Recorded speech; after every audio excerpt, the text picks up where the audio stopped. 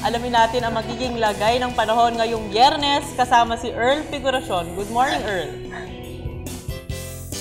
Good morning sa inyong lahat at happy Friday. Mula dito sa Pag-asa Weather and Flood Forecasting Center, atin na ngayong silipin ang lagay ng panahon ngayong umaga ng Biyernes. Mga kaibigan, good news dahil si Tropical Storm Inday ay lumabas na kahapon dito sa Philippine Area of Responsibility. Noong mga nakarang araw nga, mula noong July 29, nakita natin itong tropical storm na ito. Ito pa ay tropical depression noong pumasok dito sa ating bansa at nagpatuloy nga ito sa paggalaw dito sa silangang bahagi ng Pilipinas. At noong July 31 naman ay nagsimula na ito sa kanyang kurso o paggalaw dito patungo sa hilagang bahagi ng Pilipinas at ito nga ay umexit o lumabas dito sa Philippine Area of Responsibility kahapon at nagpatuloy sa kanyang pagkilos north-northwest patungo sa bansang Hapon. Ito nga ngayon si Tropical Storm Inday ay hindi na masyado nakaka-apekto dito sa weather conditions ng bansa bagamat hinihila pa rin ito ang hanging habagat na siya namang nagpapaulan dito sa may kanlurang bahagi ng Pilipinas. Samantala, atin namang silipin ngayon ang updates tungkol kay Tropical Storm Halong na nandito ngayon sa may silangang bahagi ng Philippine Area of Responsibility. Patuloy po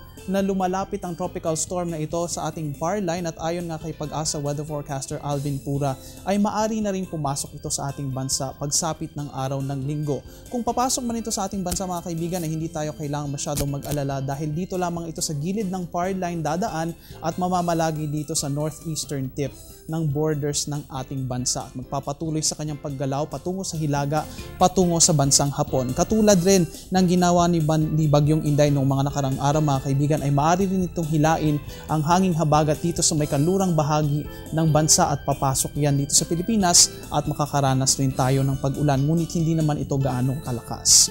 Mga kaibigan, dahil nga malakas ang pag-ihip nitong hanging habagat nitong mga nakarang araw ay nakataas pa rin ang gale warning ng Pag-asa at ayon sa kanila ang western seaboards ng Luzon, pati na rin ang north at eastern seaboards ng Luzon kasama na rin ang southern seaboards ng southern Luzon ngayong araw na ito ay magkakaroon po ng rough to very rough seafaring conditions. Ibig sabihin po niyan ay maaaring tumaas o humigit sa 3.4 to 4.5 meters ang taas ng alon at maging malaki o malakas ang paghampas nito sa ating mga barko. Asahan din po natin na magiging malakas ang hangin at magkakaroon po tayo ng rainy weather conditions dyan sa mga seaboards na yan. Kaya konting abiso na lamang para sa ating mga mangingisda at sa mga maliliit na sasakyang pandagat na ngayon ay maglalayag kung maaari lamang po ay umiwas na lamang po dito sa mga bahaging ito ng karagatan at ipagliban po muna ang inyong mga paglalakbay dahil magiging delikado ang ating seafaring conditions ngayong araw na ito.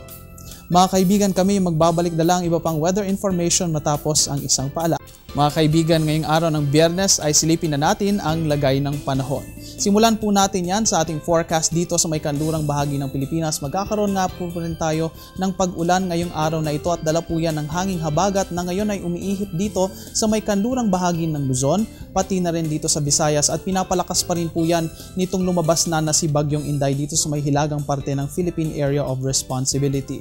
Ang mga probinsya po ng Zambales at Bataan ngayong araw na ito ay magkakaroon ng light to moderate rains, dala po yan ng hanging habagat na maaaring magtagal buong araw. Samantala, ang Metro Manila pati na rin ang Central Luzon, ang Ilocos Region, Calabarzon, Mimaropa at ang Kabikulan, pati na rin ang Western Visayas ay makakaranas po ng occasional rains ngayong araw na ito. Ibig sabihin po niyan, ang mga pag-ulan po ay maaaring magtagal ng 1 o 2 oras at hindi naman magiging ganoon kalakas, ngunit maaari silang magpabalik-balik buong araw. Kaya asahan po natin na magiging maulan talaga sa mga bahaging iyan ng bansa. Samantala, ang silangang bahagi naman po ng Luzon, pati na ng Visayas at ang buong Mindanao ngayong araw na ito ay magkakaroon po ng fair weather conditions, partly cloudy to cloudy skies lamang still with isolated cases ng rain showers at thunderstorms, lalong-lalo na sa hapon at sa gabi. Mga kaibigan, papasok na nga po tayo dito sa unang buwan o sa unang araw ng Agosto at ang ibig sabihin po niyan ay nag-iiba na rin po ang bilang ng storms o mga tropical cyclones na papasok dito sa ating bansa. Ngayon nga pong buwan na ito ay tinaya ng Pag-asa ayon sa kanilang historical records na magkakaroon tayo ng 3 to 4 tropical cyclones na maaaring pumasok dito sa Philippine Area of Responsibility. At maaaring mag-iba naman po ang bilang nitong mga tropical cyclones na ito dahil magkakaroon nga po tayo ng El Nino phenomenon na papalapit na ng papalapit. Ibig sabihin po niyan ay nag-iiba po ang klima dyan sa may karagatang Pasipiko at ang temperatura po niya ay nakakaapekto sa kalidad at sa paggalaw ng mga tropical cyclone. At ang ibig sabihin lamang po nito ay maaari ring mag-iba ang bilang. Katulad nga po ngayong buwan ng Hulyo, nagkaroon po tayo ng higit sa 3 tropical cyclones at yan nga po ay normal o higher than normal na tropical cyclone count dyan sa buwan na yan. Ayon rin po sa Pag-asa, ang mga tropical cyclones tuwing buwan ng Agosto ay mas madalas na dumadaan dito sa Southern Luzon o di kaya ay sa Central Luzon. Nakikita po natin dito sa normal track tropical cyclone ng buwan ng Agosto na gumagalaw nga po sila patungo dito sa may silangan hanggang sa kanlurang bahagi ng Luzon at tumatagos dito sa Southern at Central Luzon pati na rin po dito sa National Capital Region. Mayroon din naman pong posibilidad na ang mga tropical storms ngayong buwan ng Agosto ay lumihis at maging malapit lamang dito sa Northern Luzon at umiwas papunta sa bansang Taiwan at magpatuloy sa bansang China.